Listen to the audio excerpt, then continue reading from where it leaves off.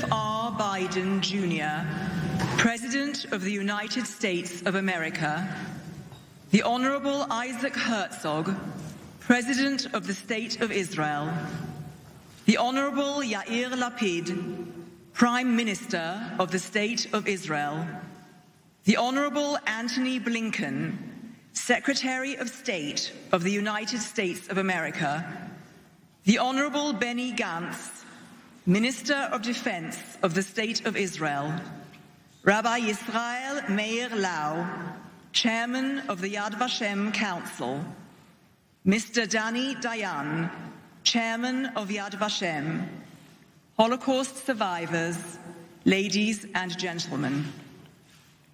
We have gathered here in the Hall of Remembrance at Yad Vashem, on the Mount of Remembrance, Jerusalem, to commemorate the 6 million Jews murdered by the German Nazis and their collaborators.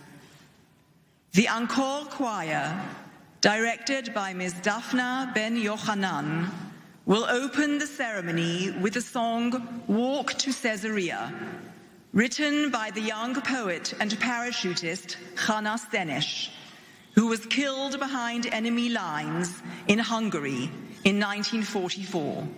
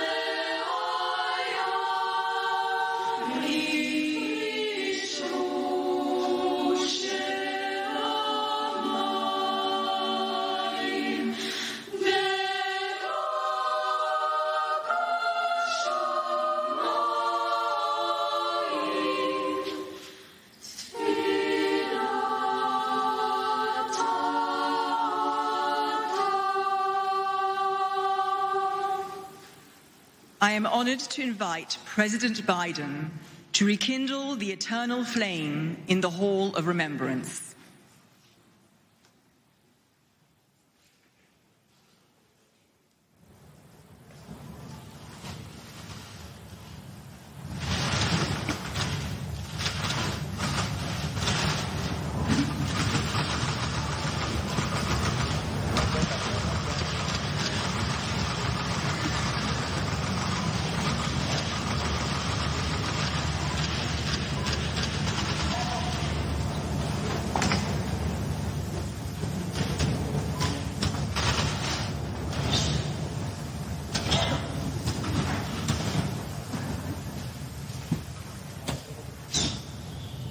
Identification.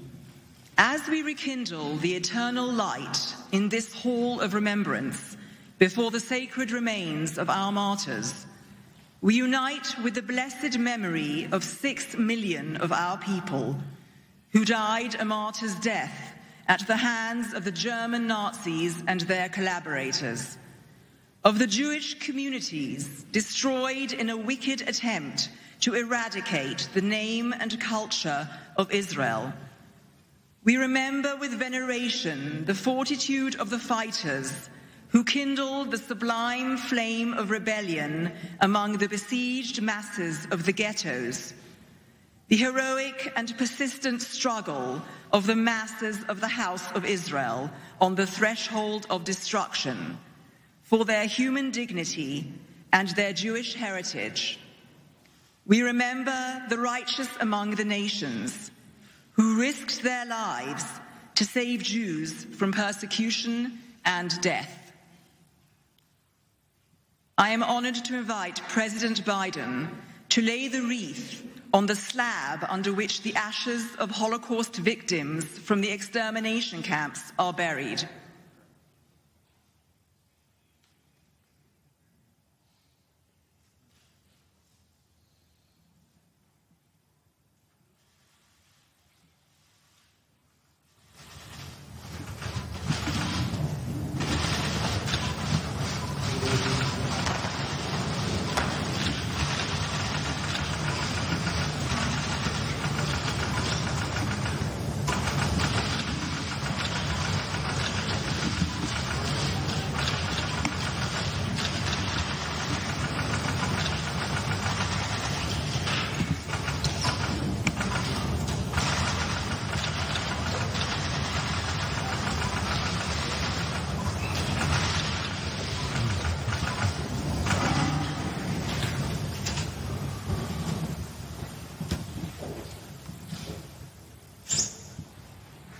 Cantor Shmuel Berlad will now recite El Maleh Rachamim, a prayer for the souls of the martyrs.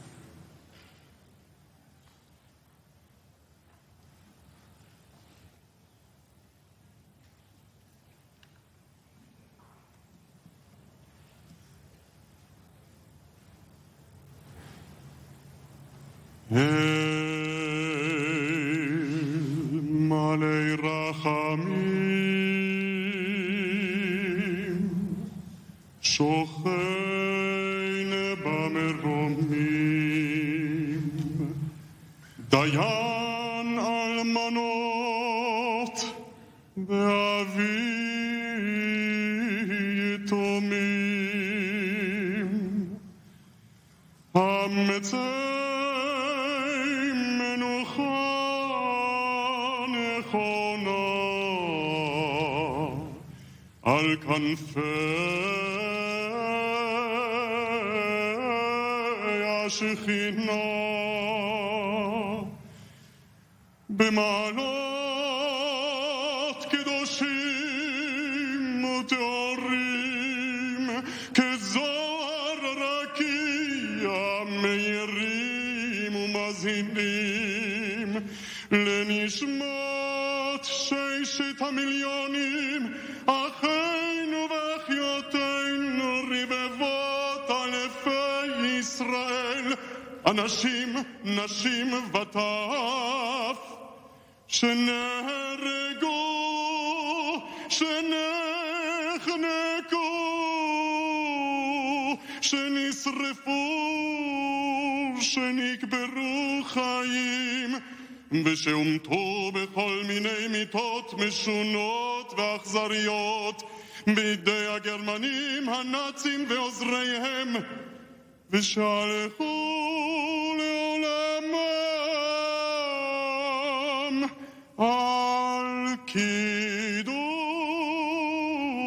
השם בגן עדן תהא מנוחתם. לכן בעל הרחמים יסתירם בסתר כנפיו לעולמים, ויצרור בצרור החיים את נשמותיהם, אדוני הוא נחלתם, וינוחו בשלום על משכבם, ונאמר אמן.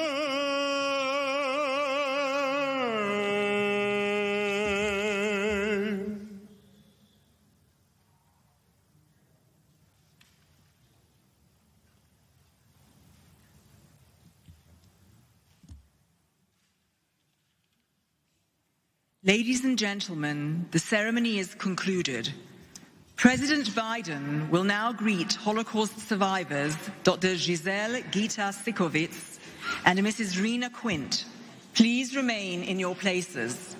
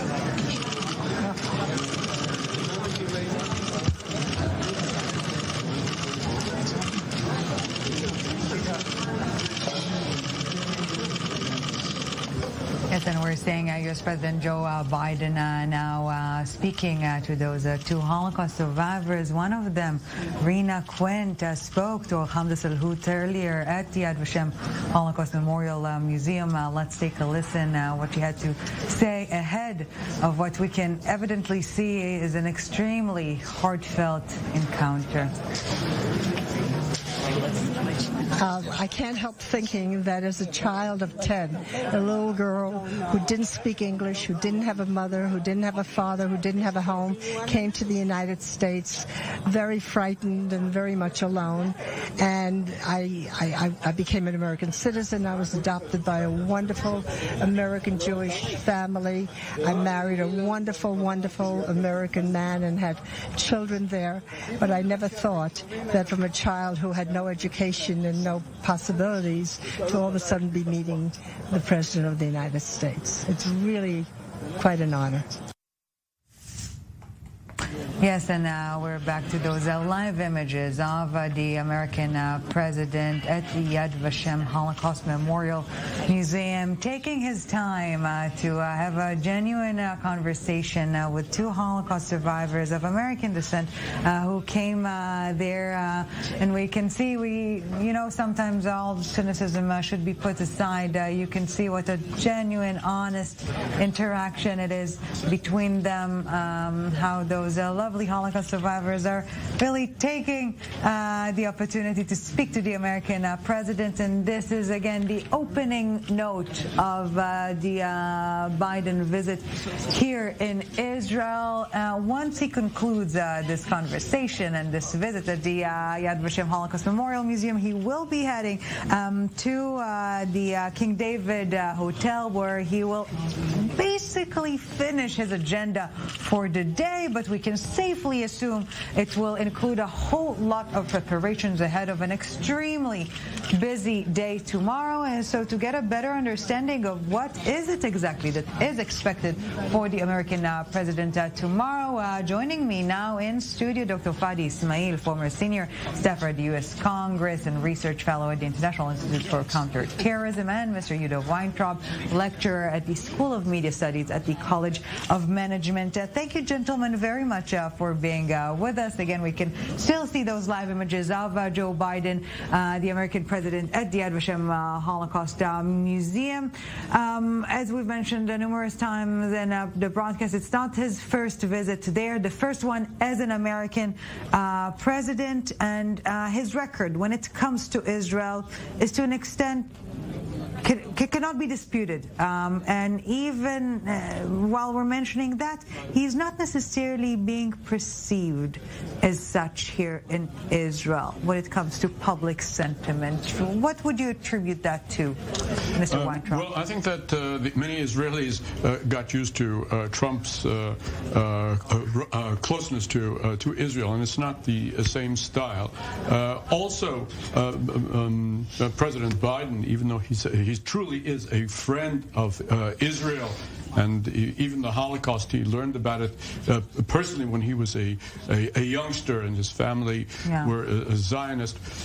He didn't hesitate from time to time to speak his piece, and there were some altercations in some previous visits, though he was voicing his own sentiments. But if you look at his record, he has known Israel since actually its establishment. Beginning, and as a junior senator, he came to Israel and continued on. This is his first visit as a president, and I believe that the records speak for itself. Yes, indeed, and he arrives here at very, let's call it shaky timing to an extent when we're talking about the Israeli state of affairs. It's no secret, perhaps, that the Biden administration was fond of the experiment, let's put it that way, of the so-called unity government, the Naftali Bennett, Yair Lapid-led government. Now we are amidst election campaigning season. The American president is expected to meet, of course, both Prime Minister Yair Lapid and opposition leader Benjamin Netanyahu tomorrow. tomorrow. What do you think we should be expecting during those high-profile meetings, Dr. Ismail? The meetings tomorrow? Yes. Some of it will be probably niceties, diplomatic niceties, some of it. Yeah. It depends. Well, that's the part that you will see on camera. If there will be a part outside cameras, away from them, then I will assume that they will speak about the issues of the day, the way governments speak to each other.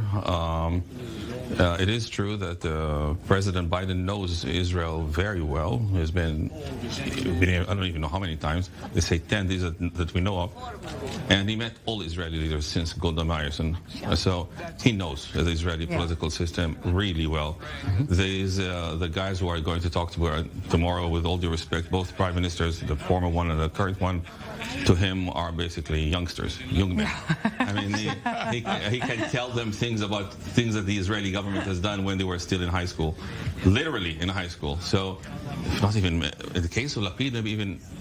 You know, I just saw one of the Israeli reporters tweeting that at the reception ceremony at the International Ben Gurion Airport, Yair Lapid, the Prime Minister, told Biden, not sure if you remember, but 8 years ago I met you at your office, you were Vice President, and you told me that if I had your hair, I would have been the American President. If I had your height, I would have been the Israeli Premier, and look at them now. So without a hair and without the mileage, they still got to this point. Putting aside politics, every single character we've mentioned have their fair share of politics to deal with. If we're talking policy, considering this, again, sensitive political timing here in Israel, the honest truth that Israel is somewhat of a stopover for Biden on his way to Saudi Arabia, is anyone really expecting major breakthroughs during this visit, or is it so-called maintenance work? I think to a large extent it's maintenance work, but there have been reports that there's going to be a declaration, a Jerusalem statement or a Jerusalem declaration tomorrow, in which President Biden will recognize Israel's right to dissuade, and also America's right to dissuade Iran from acquiring a nuclear weapon, and also recognize Israel's right to dissuasion and to self-defense from a variety of threats or a combination of threats. So this is sort of a veiled language, and parts of this of the agreement will not be made public. To note that Israel can undertake certain operations, we can only imagine what they are, to dissuade Iran and and other enemies. So this is perhaps the major diplomatic effort. But his main thrust, as far as I see, will be the second leg of his voyage, which is the GCC plus the Gulf Cooperation.